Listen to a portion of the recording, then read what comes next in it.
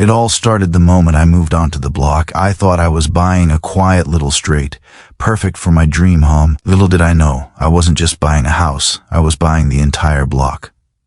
The HOA board, however, had no idea. From day one, they tried to treat me like I owed them obedience. Signs, rules, fines, I ignored all of it politely. I thought they'd get the hint when I followed my own property rights. But then, the confrontation started. One morning, I received a notice about community compliance and a fine for landscaping. I laughed. I literally owned every property on that block. Their petty rules didn't apply to me. So I called the HOA president. I said, calmly but firmly, I'm not under your HOA. The response was immediate chaos. Within hours, they called the cops, acting like they had authority over me. A patrol car rolled up to my property, lights flashing, and officers demanded to see some kind of compliance proof. I handed them the property deeds. The room went silent. The officers' expressions shifted from authority to disbelief. I decided to walk them through the block. Every house, every yard, every mailbox, my name on the deeds. The HOA president's face turned red as she realized her entire control plan had been nullified. Yet she refused to back down and tried every trick she knew, claims of procedural violations, neighborhood rules, and even threats of fines. But I had documentation. I had purchased all the properties legally, publicly, and properly.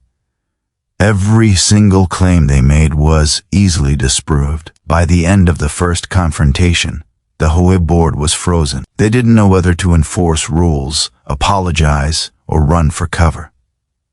I smiled, knowing the story was only beginning. This was the day I realized sometimes buying power changes everything and entitlement always meets its match. And that's when things got even more dramatic. The HOA board tried to escalate. They posted warnings in the neighborhood, tried to rally residents, and even filed paperwork to reassert authority. I had to prepare for a battle that was legal, social, and unbelievably political. But before I dive into that, let's rewind a bit. How did I even manage to buy an entire block without the HOA noticing until it was too late? That story starts with months of research, quiet negotiations, and a vision no one else saw coming. By the time I finished showing the police the property deeds, the HOA board was in total shock. They had spent years thinking they ruled this neighborhood, that every yard, mailbox, and driveway was under their control. But suddenly, their authority evaporated like smoke. The HOA president, a woman who had thrived on rules and intimidation, turned pale. Her carefully constructed empire of fines, threats, and neighborhood policing collapsed before her eyes. She tried to argue with the officers, waving her clipboard, citing bylaws and regulations she assumed would still matter. But the cops were having none of it. One officer looked at her and said, "Ma'am, the deeds say otherwise. You don't have authority here." I could see her panic growing with every passing second. Meanwhile, I calmly walked around the block, showing every property in my name. Every neighbor who had watched the HOA boss act like a tyrant was now gaping in disbelief. Whispers spread down the street, "He owns the whole block. The HOA can't do anything?" Wow. The HOA tried one last tactic. They began calling local media, posting warnings, and trying to stir public opinion. They even claimed I had violated community rules and threatened legal action. I just smiled and let them dig their own hole. I had everything documented, every purchase legal and above board. Then came the moment of ultimate humiliation for the HOA. A local journalist arrived, called by some residents who were tired of the board's antics. I handed the reporter copies of all property deeds and legal paperwork. Within hours, a news article went live. Local resident legally purchases entire block.